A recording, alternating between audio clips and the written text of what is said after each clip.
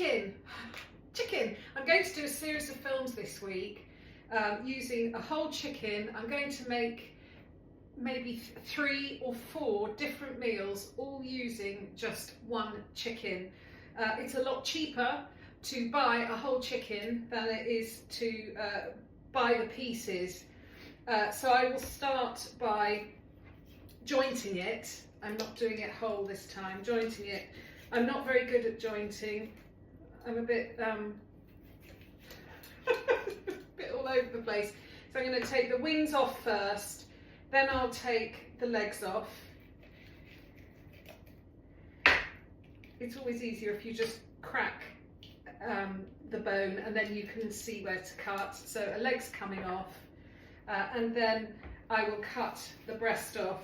So starting from that bit of cartilage that's in the middle, just run your knife down, and then you can ease the breast away. Listen, just practice. Trust me, I actually find it quite satisfying. The breasts you get buying a whole chicken, I love, because you can have it with the skin, although I think the recipe I'm not using the skin, but we're even going to have a use for the skin. So you just gently tease the meat away until you've got the breast. There we go. So that's the breast off. I will finish the rest of the chicken and then I'll show you what we're going to do. I'm going to be cooking 2 things today. Dinner tonight is going to be some pasta with chicken escalopes. The pasta's going to be flavoured with gochujang. It's going to be quite spicy. But I'm also going to make the chicken stock. So I have jointed my whole chicken. There is the carcass. I'm going to put that, I've preheated the oven to about 200. Any extra little bits of fat I'm putting in the pan because I will be able to pull the fat off, and that can be used separately. To make stock, you don't ever use raw bones. So I'm going to roast the bones first for about 30 minutes. I'm also planning ahead for another meal another day, and I'm going to use the brown chicken meat. So at the same time, making the most of having the oven on, because it's expensive to run an oven nowadays, I'm also going to put in the chicken legs. And then once all of this is cooked, I'm actually going to shred the meat off the legs, and the bones of the legs will be added to the stock pot. I'm also going to put in the little wings. I can either save the meat or I could just eat them when they come out the oven. I'm going to salt the legs and wings.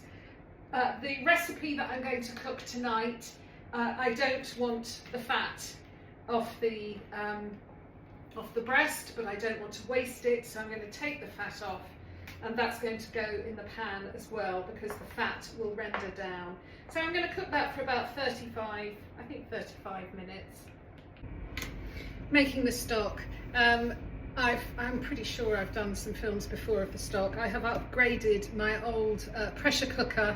I now have one of these electric instant pots, which means that it doesn't have to go on the cooker hob. It also has a saute function. So I'm going to just talk you through what goes in the stock as well as the chicken bones, which are roasting at the moment. One of the recipes I'm going to do later in the week is going to use leek, but I've cut all the tops off the leeks. You've no need to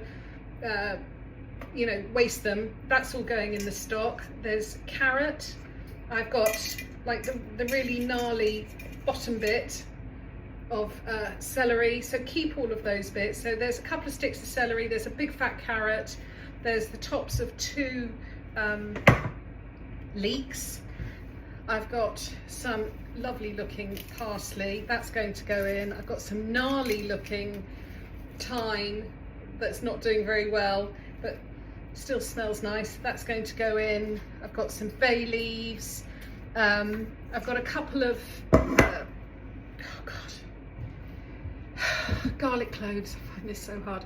No need to peel them, just smash them with a knife. They'll be going in the pot. I've got an onion, that's going to go in the pot.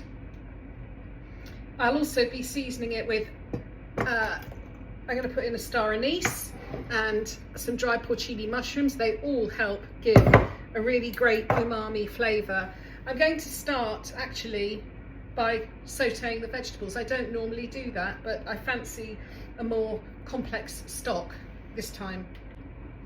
Starting with just a tiny bit of vegetable oil so that the vegetables don't stick, and I'm going to put in the very roughly chopped onions. It's on the sauté setting, the rest of the vegetables, and I'm just going to cook those probably for 10 minutes on the sauté setting. The chicken carcass and the legs and wings have come out of the oven. The first thing that we're going to save is all the juices. So I'm going to pour all of the juices into a bowl. Oop, the very last bit, it's all precious. Right, when this is cooled, put it in the fridge. The fat will rise to the top and solidify, and that fat is what's called schmaltz, and it is fantastic for cooking. What I do is I remove the fat, because you will have a tiny bit of sort of jellified stock at the bottom. Is remove the fat, put it in a clean bowl, cover it, and it will keep for at least a month, if not longer, in the fridge, as long as you don't contaminate it. So always use a clean spoon, and you can just use it for cooking like you would use any oil or fat. It's it just adds that huge chicken punch to your dishes. I'm going to put that aside. Here I've got my chicken carcass, the wings and the legs. I'm going to leave the legs and the wings to cool slightly so that I can remove the meat, and then we will use the bones in the stock. The bones have gone in. One other point, I've got some additional, these are actually wing bones. I had chicken wings a couple of weeks ago, and whenever I have chicken bones, I don't throw them away, I freeze them ready for when I'm going to make a stock. So those additional bones are going in, parsley and all of the herbs.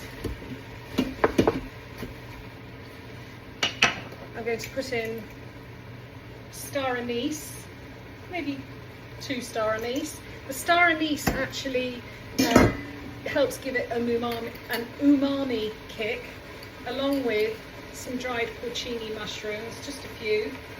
That will also give it an umami kick. I'm going to I'll cook this for a couple of minutes, and then I will deglaze with, there's a tiny drop of wine in there, splash of wine. There you go, you'll hear it sizzle. Just give it a little bit of a stir, just to get the bits of caramelisation off the bottom. This is optional. I'm going to add a tablespoon of tomato puree. Again, it just makes a richer, darker, oops, a darker stock. There we go. I'm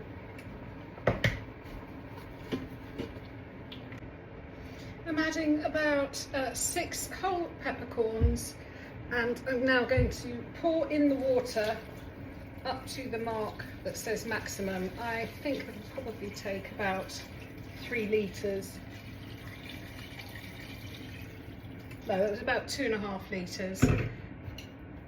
Mush it down. Lid goes on. Which way is it? That way. Oops. Lid's on. I'm cancelling the sauté function. I'm putting it on pressure cook, and I'm pressure cooking it for 35 minutes. I should say, with a pressure cooker, it's probably going to take 20 to 25 minutes to actually reach pressure, and then the timer will start, the 35 minutes will start from then, and then once it turns itself off, I'm going to leave it for another 20 minutes. So from start to finish, we're talking just over an hour, but just over an hour to make the most fantastic stock. Stock is done. So all you need to do now is to get all the, I use one of these spider things, strainer. I've lined a bowl with one of the food waste, because I'm assuming we are all recycling and food waste has to go separate. So I will pull all of this out, and then I'll pass it through a fine sieve to get the last few bits out, and then it will get stored in the fridge. If you want an even more intense stock, you could bubble it some more and reduce it down, but I don't want to do that. I realise I completely forgot to say the most important thing, which is I don't add salt to my stock. The reason that I do that is so that my stock can be reduced and I have complete control with whatever I'm cooking. Okay, oh yeah, so for example, I'm doing risotto in a few days' time, and I will be adding lots of salt to the stock before I stir it into the rice.